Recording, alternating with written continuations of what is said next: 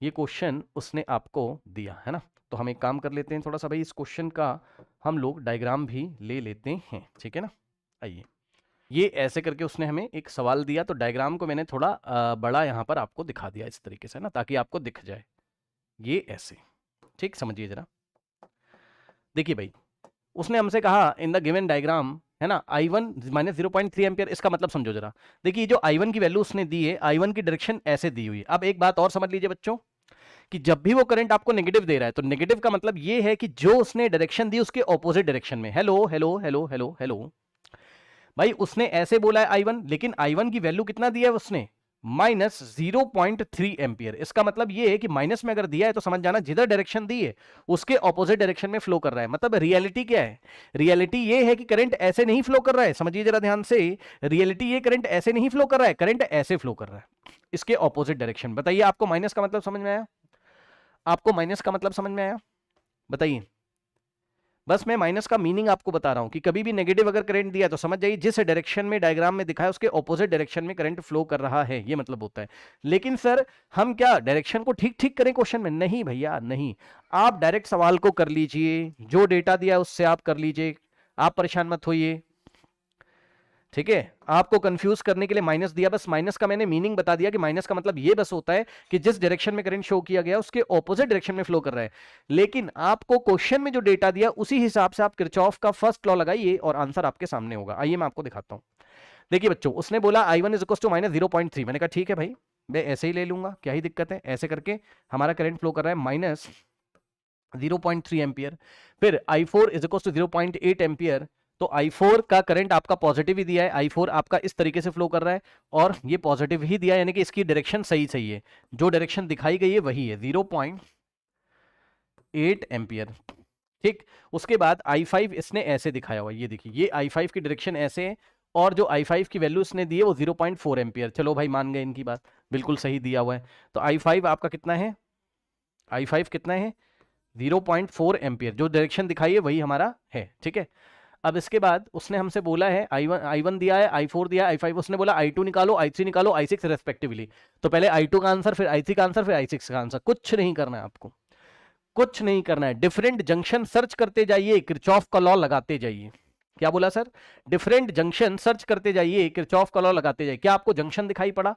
Junction मतलब जहां दो या दो से ज्यादा करंट मीट कर रहे हो। हेलो, जहां दो या दो से ज्यादा करंट मीट कर रहे हो, तो ध्यान से चेक करिए।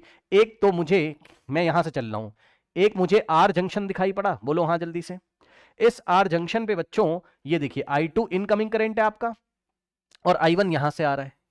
अरे भाई I1 इधर से आएगा बेटा, ऐसे ही तो एरो लगेगा ना I1 का, ऐसे ऐसे ऐसे।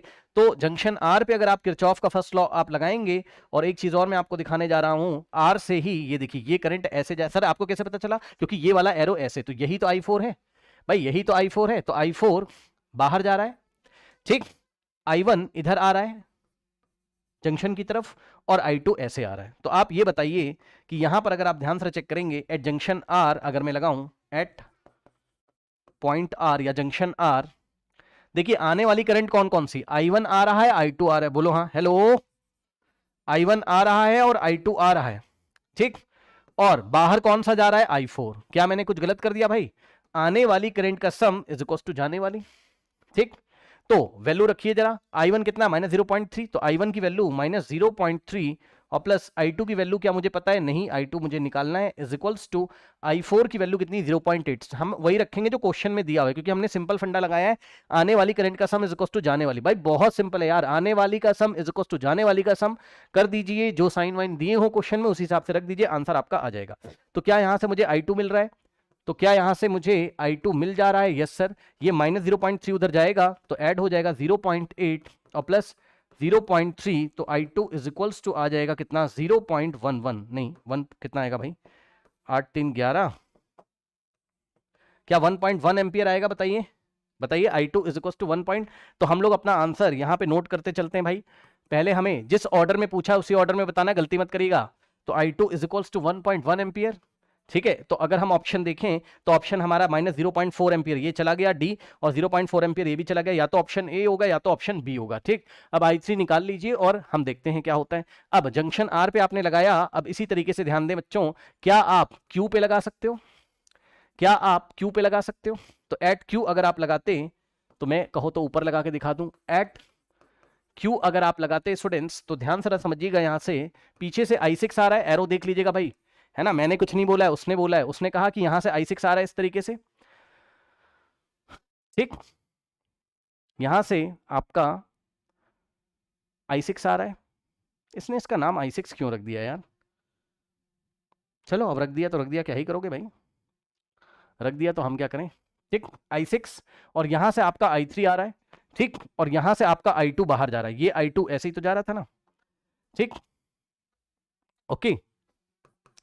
तो आप मुझे ये बताइए कि आपका Q पॉइंट पे आने वाली करंट कौन सी है, I6, और आने वाली कौन सी है, I3, तो I6 प्लस I3, यहां जगह नहीं बेटा, नेक्स्ट पेज पे आना पड़ेगा हमें, एट पॉइंट Q अगर आप देखोगे तो देखो, एट पॉइंट Q या एट जंक्शन Q अगर आप ध्यान से चेक करेंगे तो आपका क्या होगा, देखिए आने वाली करंट है I6 और इधर से आ रही है I3, भाई हर एक डायरेक्शन में नजर रखिएगा, I3 plus I6, I3 plus I6, ये आने वाली करंट है ना, इज इक्वल्स टू जाने वाली करंट, इज इक्वल्स टू जाने वाली करंट है ना, आउटगोइंग करंट, आउटगोइंग करंट कौन कौन सी है, ध्यान देंगे जरा यहां से, देखिए एक तो इस जंक्शन पे ये निकल रही है I2, और भैया इसको कैसे भूल गए, ये भी तो है आपकी ये वाली, और ये करंट कौन सी थी, I1, तो I1 आपकी, तो आउटगोइंग, इनकमिंग है I6 और I3 Q वाले जंक्शन पे, और I1 और I2 आउटगोइंग है, तो क्या हो जाएगा, I3 plus I6 is equal to I1 plus I2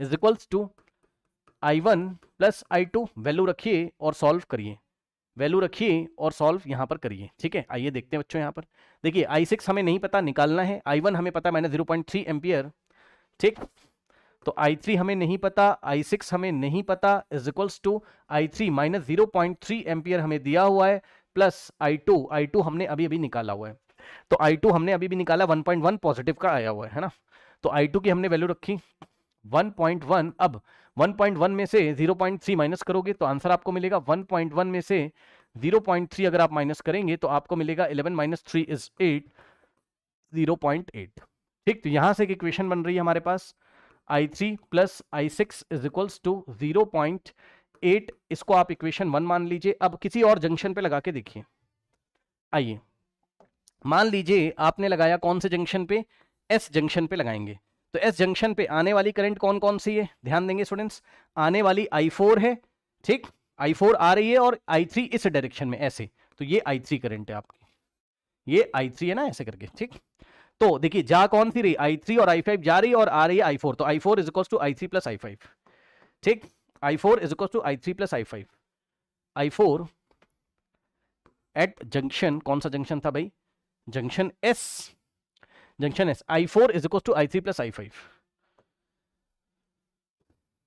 I4 is equals to I5 plus I3, सही बात है, चेक कर लो भाई एक बार, इनकमिंग करंट कौन सी है, I4, आउटगोइंग कौन सी है, I3 I5, तो आउटगोइंग करंट का जो समय यानी कि I3 plus I5 is equal to I4, I4 की वैल्यू रखी 0.8, ठीक, तो I4 हमने रखा 0.8 is equals to I5 plus I3, तो I5 मुझे पता नहीं है, या पता है, चेक कर लेते हैं, I5 कितना दिया हुआ उसने हमें, I5 दिया 0.4 एम्पियर है ना, तो I5 दिया 0.4 एम्पियर, तो यहाँ पे रख दीजिए I5 0.4 एम्पियर, और प्लस I3 हमने अभी भी शायद निकाला है, क्या नहीं निकाल पाए हम लोग, है ना, तो यहां से I3 हमारे पास आ जाएगा, ये वाला 0.4 इधर ले जाके माइनस करोगे तो 0.8 माइनस 0.4, तो I3 की वैल्यू आ जाएगी 0.4 एम्पियर, ये हमारे पास I3 निकल के आ गया, ठीक, और जैसे ही हमारे पास I3 निकल के आ गया, तो अगर आप ध्यान देंगे तो इस I3 को इस इक्वेशन में अगर आप रखोगे, तो I3 की जगह आप रखोगे कितना, 0.4 और plus I6 is equals to 0.8, 0.4 उधर जाएगा, तो I6 is equals to 0.8 minus 0.4, तो I6 इज इक्वल्स टू कितना आ गया, 0.4 एम्पियर, ठीक, ये इस तरीके से।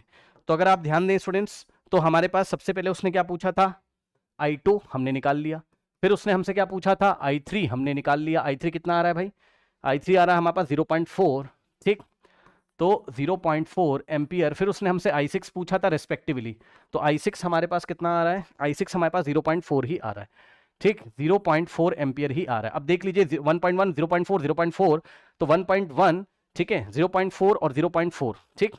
Option B is the correct answer. Let me check it. 1.1, 0.4, 0.4। एक सेकेंड, ये नेगेटिव में आंसर कैसे आ रहा है? ये नेगेटिव में आंसर कैसे आ रहा है? I3 का वैल्यू नेगेटिव में कैसे आ रहा है? कुछ मिस्टेक करी क्या हमने? I3, okay, let me check it.